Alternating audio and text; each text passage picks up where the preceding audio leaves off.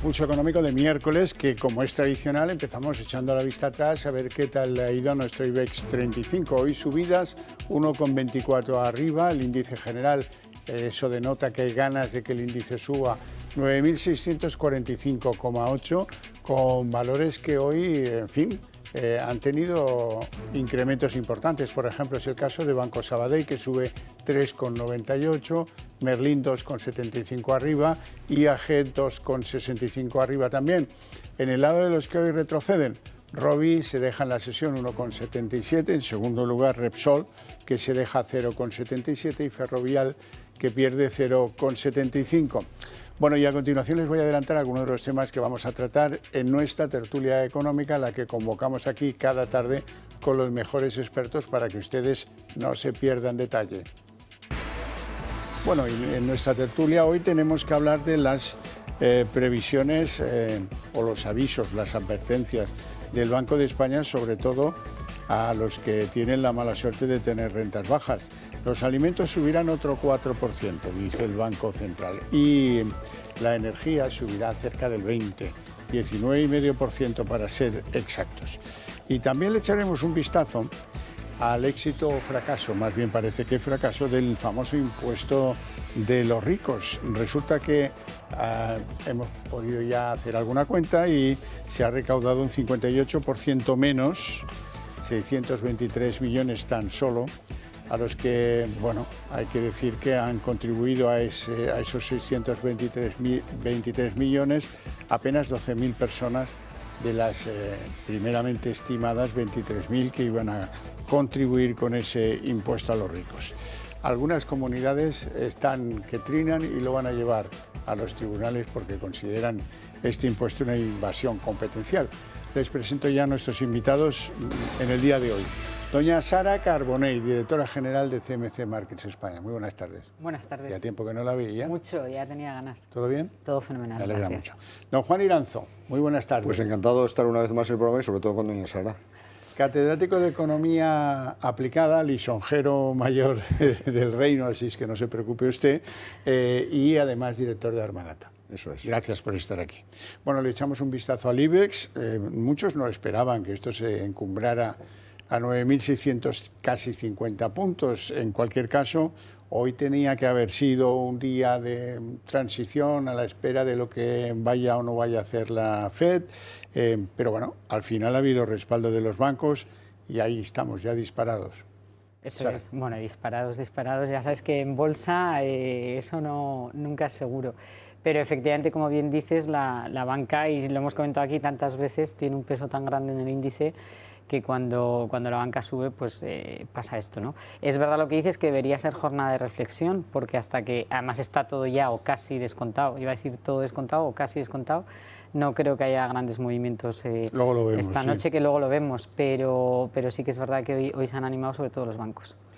Pues efectivamente, como dice doña Sara, yo sí que creo sinceramente que se está descontando que el Banco Central Europeo ya ha terminado su rally alcista de tipos de interés después de 10 subidas. Lo hizo con retraso y se ha pasado, pero dicho lo cual, ya parece que todos estamos convencidos que no puede seguir subiendo los tipos porque ya ha conseguido su objetivo, que es desacelerar, incluso introducir en términos negativos la demanda interna de la mayoría de los países europeos. Y eso se ha considerado positivo. Luego, por otro lado, se pone en manifiesto que sigue habiendo liquidez y que empieza a dar un poquito de vértigo la renta fija por precisamente ese posible cambio de ciclo que se va a producir. Y además llevábamos un retraso respecto a otros mercados. Por tanto, la conjunción de todos esos fenómenos, y muy especialmente hay que insistir en los tipos de interés, que dirán, hombre, si antes decían que había que subir los tipos de interés para favorecer la banca, sí, pero un exceso de subida aumenta la morosidad y ese es el problema fundamental. Y yo creo que con los niveles actuales la morosidad no está creciendo significativamente y eso lleva a resultados tan importantes como el que acabamos de ver de Sabadell o de otros bancos. Bueno, vamos con las decisiones. Hoy decía el gobernador del Banco de España, Pablo Hernández de Cos, que él contaba con que los tipos se quedaran en torno al 4%. Se quedaran, ha dicho.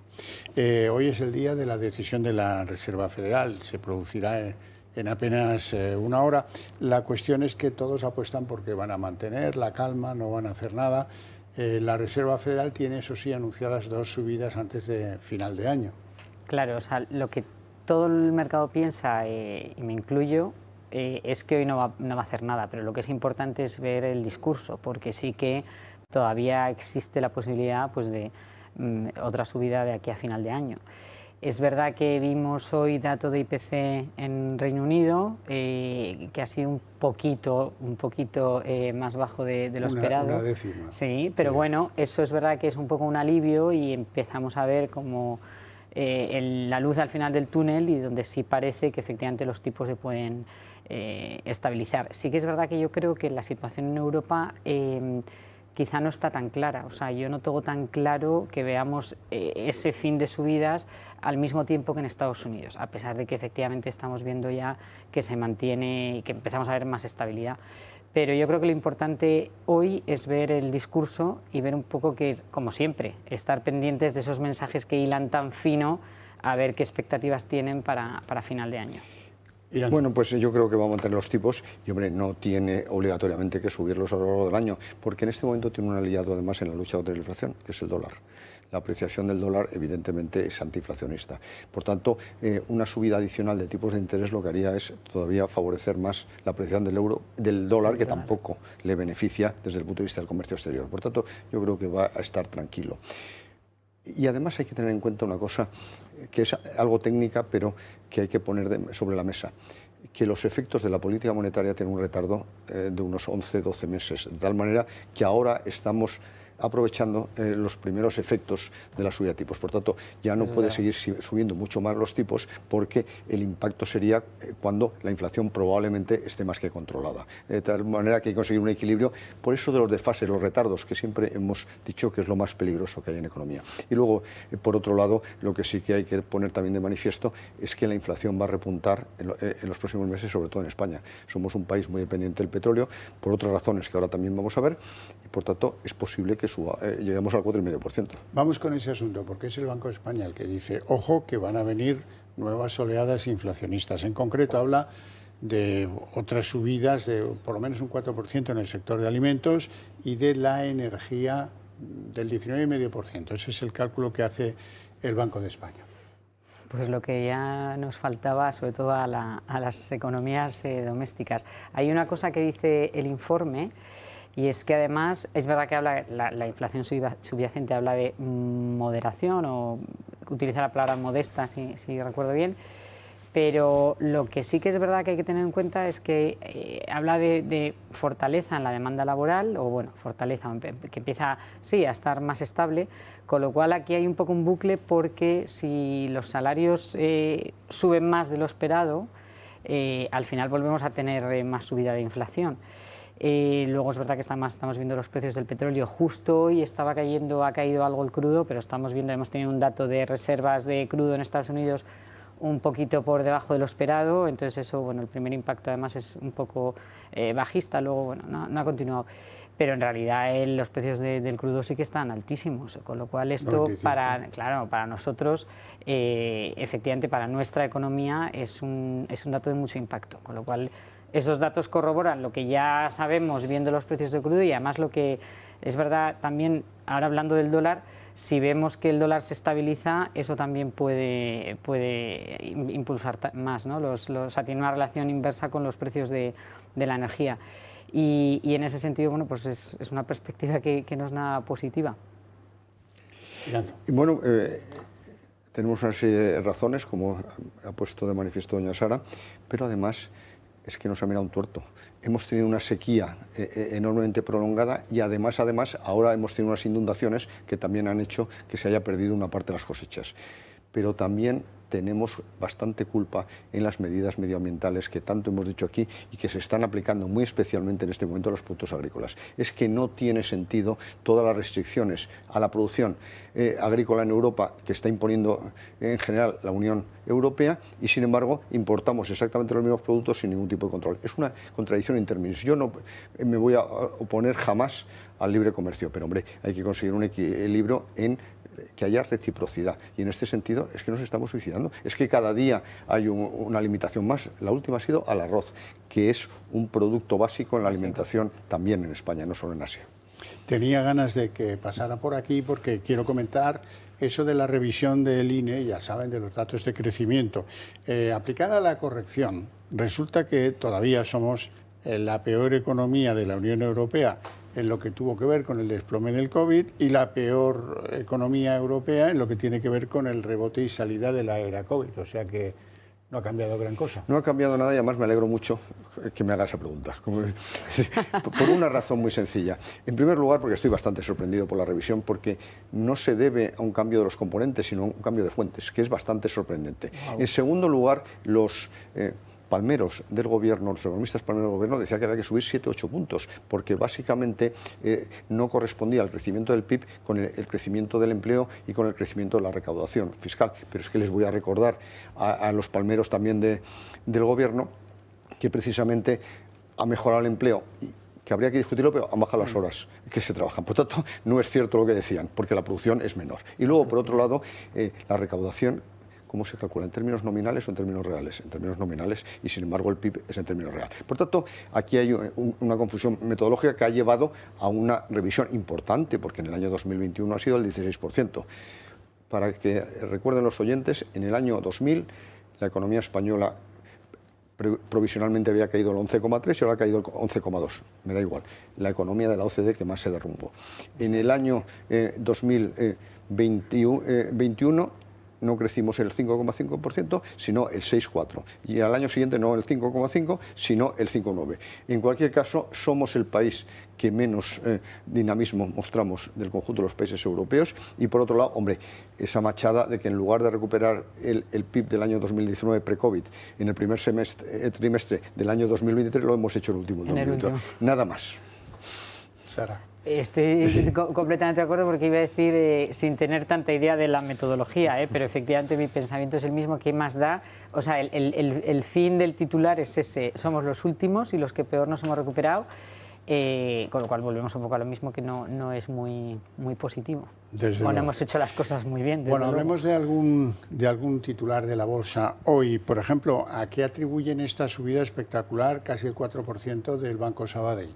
Bueno, pues yo creo que no hay un motivo que yo me haya enterado concreto, pues como cuando hay una noticia. Sí que es verdad que Sabadell, acabamos de ver sus resultados y es uno de los bancos que en mejores condiciones está, que más potencial tiene. Las casas de análisis, por ejemplo, nosotros en CMC, que usamos Morningstar, pues le da un fair value de por encima del 50% comparado con el cierre de ayer, cuando a BBVA se lo está dando del 20%.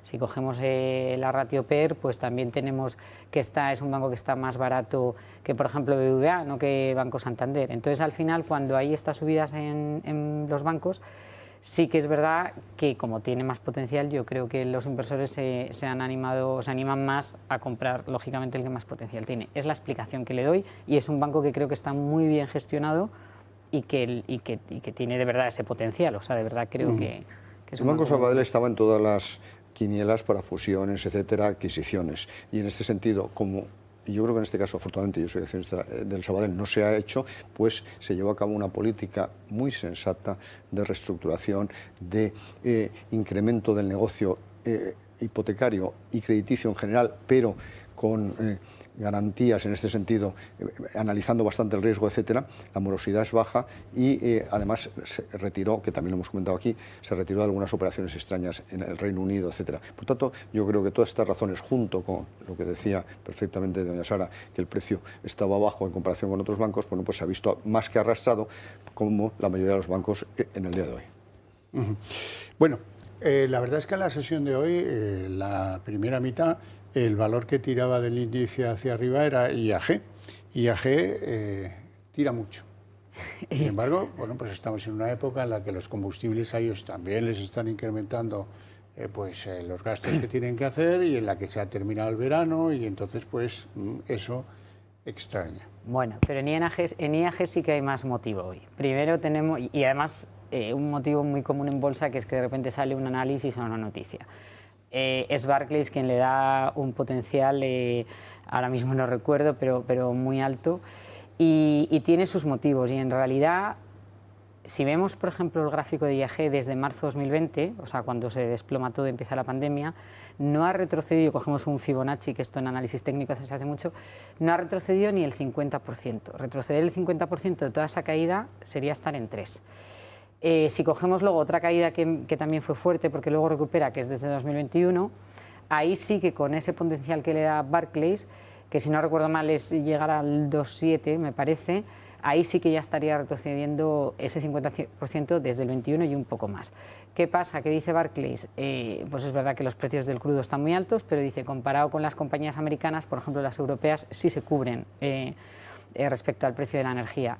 Y luego es verdad que la demanda, hemos visto un informe, creo que ha sido ayer, donde se vuelve a corroborar que la demanda de aquí al año que viene sigue siendo muy estable, con lo cual es verdad que las compañías aéreas en principio ahora mismo también están en una buena posición, como los bancos, no como otras compañías que en otros momentos, ha habido momentos cuando teníamos los tipos, por ejemplo, al cero, donde siempre hablábamos, por ejemplo, de la banca, eran los más perjudicados, o sea, todo va un poco con el ciclo. Y ahora mismo las compañías aéreas sí que están en principio en un buen momento, y por estos motivos se hace ese informe, y entonces ya, ¿para qué queremos más? Todos los inversores hoy se han animado a IAG. Hombre, lo ha explicado perfectamente, pero es que además se está produciendo una recuperación muy importante del tráfico aéreo, lo ha explicado, pero también se han recuperado las tarifas, que eso es muy importante. Muchas de las tarifas low cost han ido eliminándose o ya son menos baratas, y eso también ha sido importante. Yo creo que sus ingresos se han recuperado por incremento de la demanda, pero también por incremento de precios. Bueno, quizás el elemento más tocado en la sesión de hoy hayan sido los laboratorios Rovi.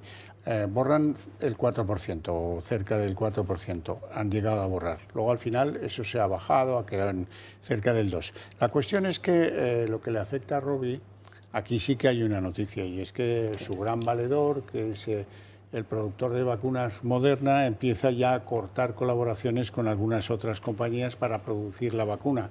Y el inversor debe pensar, bueno, pues me voy a anticipar y vendo, ¿no? Hombre, es que esa noticia tenemos también lo mismo, si analizamos, porque al final muchos de estos valores que estamos comentando, la pandemia marca un antes y un después, en muchos. Entonces, la pandemia en su momento es en marzo de 2020, antes siempre hablábamos de histórico, pero ahí es un momento clave, ¿no? Y todas estas farmacéuticas, Rovi, que se revalorizó más de un 200%, precisamente por tener esta parte de colaboración en la vacuna, pues esta noticia, que duda cabe que es muy negativa. Sí que es verdad, también como has dicho y como siempre pasa en bolsa, la volatilidad que ha tenido hoy, porque ha llegado a caer un 4 sé cuánto, y al final se ha quedado en un 1,8, que no es bueno, es mucho, pero no es tan así. Lo que yo creo que tendríamos que esperar a conocer de verdad el impacto que esta decisión va a tener en el valor, o sea, en la compañía, porque sí que es verdad que depende mucho del tema de la vacuna, y bueno, y es verdad que es una noticia muy negativa, con lo cual el movimiento es lógico. Las vacunas han producido, y lo hemos comentado aquí en muchas ocasiones, un aumento espectacular de los ingresos y de los beneficios de las compañías farmacéuticas a nivel mundial. Comentamos en su momento que tenían 100.000 millones en caja, precisamente que habían hecho como consecuencia de las vacunas y en general de tratamientos anti-COVID para compras, inversiones, etc. En segundo lugar, las grandes marcas que habían desarrollado su propio producto no eran capaces de fabricarlo en la cantidad necesaria para satisfacer la demanda, y por tanto lo que fueron es subcontratando con su tecnología, y Rovi fue uno de los grandes beneficiados, y en ese sentido ha producido una gran cantidad de vacunas. En general los laboratorios en España, porque hay un hecho bastante curioso que yo creo que también hemos comentado, que por vez primera en el año 2021 no ha sido el sector de automóvil el máximo exportador, estaba en crisis, pero también se ha producido, se han duplicado las exportaciones farmacéuticas a 26.000 millones de dólares, y se han situado en primer lugar por una razón muy sencilla, por la venta de vacunas. Por tanto, el que haya cambiado la situación, teniendo en cuenta que es que la demanda de vacunas también está cayendo significativamente, bueno, pues perjudica. Pero es verdad que tiene otra serie de productos que le pueden hacer fuerte, pero el primer impacto es lógico. Ya aguantó, afortunadamente porque no tenía culpa, un efecto muy negativo, hay que recordarlo. Una partida importante, sí señor, estaba contaminada. Sí, sí. Bueno, vamos a este tema, sé que os va a gustar, ¿verdad? El gobierno ha pinchado en eso del impuesto a los ricos. Resulta que han recaudado un 58% menos de lo previsto, solo 623 millones. Bueno, esto es lo que ahí tienen el gráfico que lo compara. La expectativa era recaudar 1.500 millones y se han recaudado 623 tan solo, 58% menos. De todas maneras, que no se preocupen por nada, porque como suele decir, esta vez lo ha dicho en Nueva York Pedro Sánchez, la economía española va fenomenal, y si va fenomenal es porque la gobierna él, claro está. Yo creo que vamos por la buena senda, los datos económicos nos avalan. Ayer mismo el Instituto Nacional de Estadística publicaba su revisión del Producto Interior Bruto de la economía española entre los años 2020 y 2022, con un aumento del 1,3%, es decir, el PIB al acabar este periodo fue en realidad 20.000 millones de euros mayor que lo que pensábamos hasta ahora. El arreglo eran 19.000, pero bueno, está bien, sí, hay que redondear. Casi 20.000. Bueno, pinchazo con las grandes fortunas. Bueno, pues era previsible. Es que el Gobierno tiene el problema que no escucha este programa, porque aquí en muchas ocasiones hemos recordado lo que sucedió en Francia, evidentemente, que provocó una cierta deslocalización, la subida precisamente del impuesto del patrimonio o la subida del IRPF para aquellas rentas superiores a 1 millón. Pues lo que se deslocalizaron de una manera, digamos, espectacular fue a Rusia de paliar, pero la mayoría a Bélgica, que estaba al lado. Las grandes fortunas se fueron a Bélgica. Bueno, pues este impuesto, que además se ha establecido con efectos retroactivos, por sorpresa, y que no ha dado capacidad de reacción, pues aún así se ha producido claramente la curva Laffer. Porque es que además encima han sido chapuzas, porque han cometido un error técnico precisamente para Madrid. Porque hay que tener en cuenta además que este impuesto se puso tan solo para fastidiar a las comunidades autónomas regidas por el PP y que habían eliminado el impuesto de patrimonio. De hecho, donde ha recaudado es en Madrid, en Andalucía y en Galicia. Lógico, porque el otro mira por dónde. Pero en cualquier caso, efectivamente, pero es que además también ha pinchado la estimación de los contribuyentes. De 23.000 previstos han pagado 12.000. La mitad. Tan solo 12.000, efectivamente. Sara. Pues sí, a mí lo que más me parece, que ya estamos acostumbrados a escuchar cosas así, pero lo que más me impacta a mí es que hubo un error en cómo lo estimó y lo vemos ya algo normal. Entonces no tuvo en cuenta esa diferencia que te podías deducir.